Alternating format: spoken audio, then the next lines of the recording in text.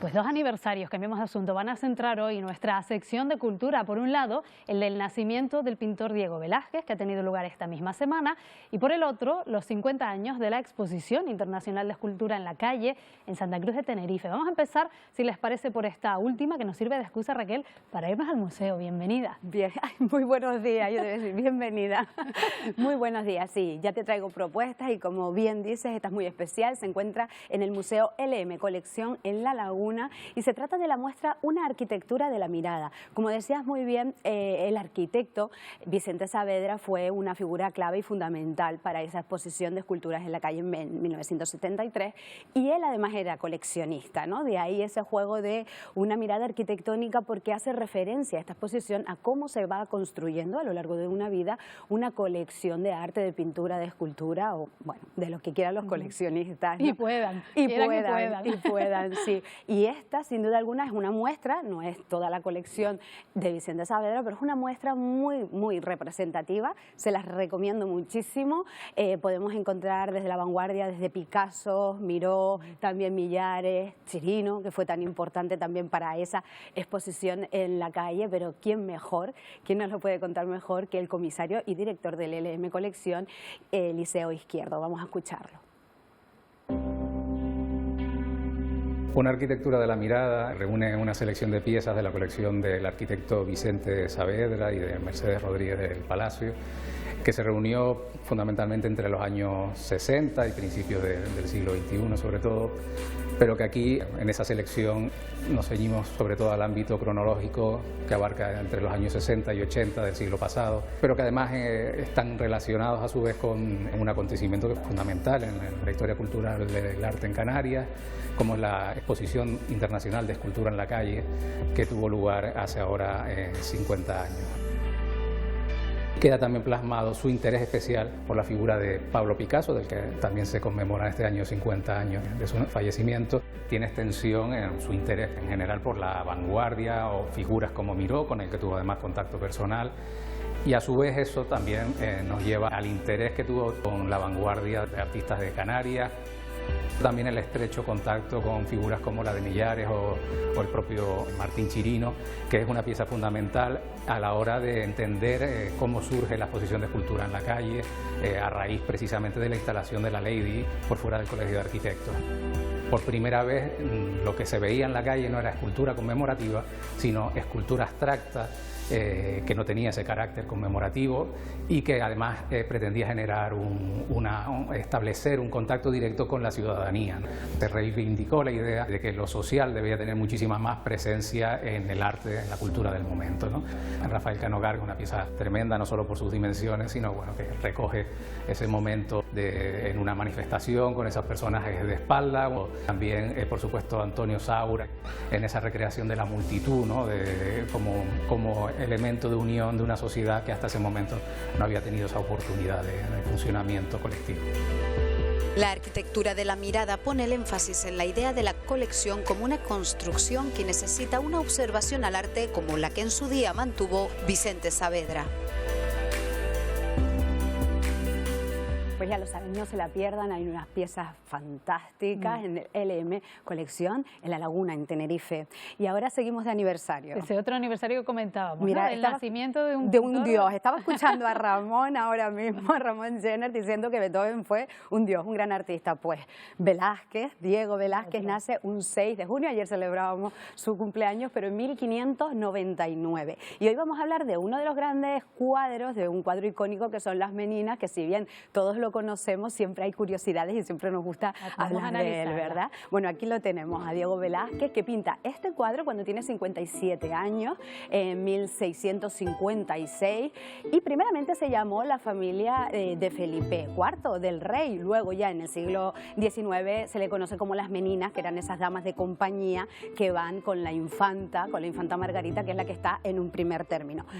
Él es barroco, es uno de los grandes del barroco, pero trasciende al barroco en muchísimas muchísimo sentido. Vamos a ver en esta obra que hay mucha teatralidad, parece un movimiento congelado en el que en un segundo van a cambiar como de postura, eso es muy teatral, y sobre todo también las diagonales. Y luego vamos a ver que hay aquí incluso una carga conceptual que por eso se adelanta tantísimo Velázquez en el tiempo. Como vemos a Margarita.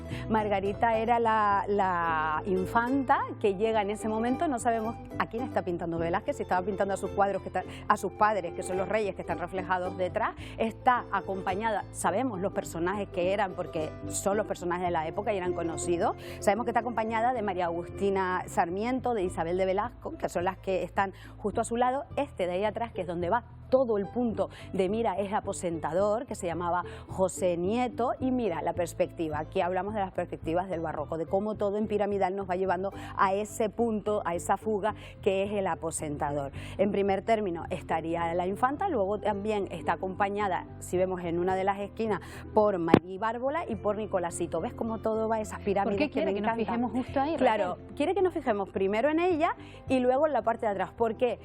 Bueno, aquí la arquitectura es fundamental y él es mira, las miradas de ella, también las diagonales, van hacia el centro. Primero la miras a ella y luego hacia el punto de fuga. No sabemos si él entra o sale. Es un aposentador, pero Velázquez es más importante que ese va a ser más importante que él, porque él va a tener un rango superior. Rompen la cuarta pared hasta 5 personajes en esta obra. El primero es Velázquez, que nos mira, la rompe la cuarta pared, que nos mira como público, la infanta y también María Bárbola, y después detrás también el aposentador José Nieto y ese espejo en el que se supone que están los reyes. Que se supone que estarían en nuestra perspectiva. Claro, ¿no? entonces Velázquez estaría pintándolos a ellos. Pero vamos a ver la importancia que tiene el techo. ¿Por qué un techo? ¿Por qué tan importante esta arquitectura? Hay 2 obras que eran también fundamentales en la época y reconocibles. Son unas copias de Rubens que hacen alusión a unas alegorías sobre el arte. Y en realidad es Apolo y también Atenea, Aracne, que están como luchando por una especie de juicios de arte. ¿Por qué nos pone esto aquí? ¿Qué significado que los dioses luchen para ver quién gana en una competición artística? ¿Qué nos quiere decir con eso? El fondo es importantísimo porque era tal la arquitectura como era en ese lugar. Incluso Dalí decía que si se quemaba el Prado, él lo que se llevaría era el aire que se respira, la atmósfera que se respira en las meninas. Esto es muy importante y esa pincelada también, que son como trazos, va a influir incluso en los impresionistas muchísimo. Las figuras del principio están muy delineadas, conforme nos vamos hacia atrás van perdiendo ese delineado porque están más lejos, y este es porque es el espejo. Entonces él que estaba pintando a los reyes que estarían a nuestro lado como espectadores y está él mirando a ver si le está quedando bien, o los reyes estarían en el lienzo y es el lienzo lo que se refleja, ya estarían pintados. Esto es muy conceptual, es muy novedoso. Incógnitas, ¿no? Claro. De hacer pensar al espectador. Claro, todo eso nos lleva a que tanta cosa con la pintura, con el techo. Nunca hemos visto un techo en obras de Velázquez, ni esas pinturas que eran súper reconocibles. Nos lleva a que está hablando de metapintura. Quiero decir, Velázquez creemos, yo me incluyo, pero algunos expertos y algunos historiadores, que aquí está haciendo una oda al trabajo del pintor como gran profesional. Además, él va a ser el aposentador mayor. Al final le van a dar un cargo en el que tiene todas las llaves, se encarga de todas las ceremonias, bueno, tiene un montón de trabajo. Él va a estar en la corte durante 37 años, creo, ¿no? Sí, el caballero de la Orden de Santiago. Esto es muy importante porque esa cruz que lleva en el pecho, se cree que no se la pintó él, porque se la dan, ese honor, 3 años después de pintar este cuadro y 9 meses después muere 4 años después de este cuadro. Entonces se cree incluso, se fabula que pudo ser el propio rey el que se la puso, porque a él le hacía muchísima ilusión tenerla, pero era muy complicado conseguirla. Tenías que tener mucho honor, pureza de sangre, y él venía de una familia de conversos portugueses, pero al final se la concedieron, porque yo creo que tanto hizo el rey que se la concedieron, y es posible que incluso esa cruz, como bien dices, Marta, se la haya puesto el rey después. Sin duda es una de las grandes multitud de obras. curiosidades, la verdad que da gusto analizar un cuadro como este de tu mano. 5 minutos es verdad que no es poco. Yo que me perdone Velázquez. No, y que tenga la oportunidad de ir a verlo al Prado, que se pegue un ratito allí con un manual. Que la disfrute muchísimo en la sala 12.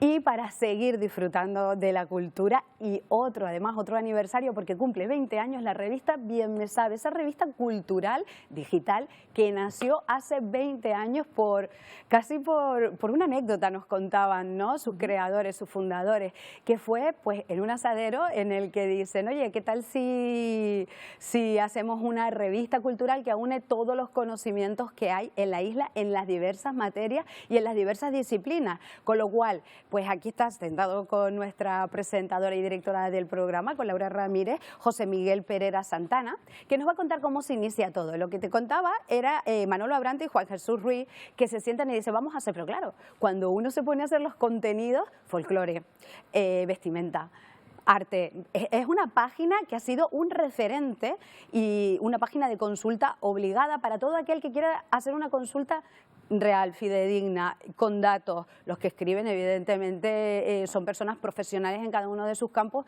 y ha sido una guía durante 20 años para alumnos, para profesionales, para periodistas, por supuesto, pero también fuera, incluso no de Canarias, de España.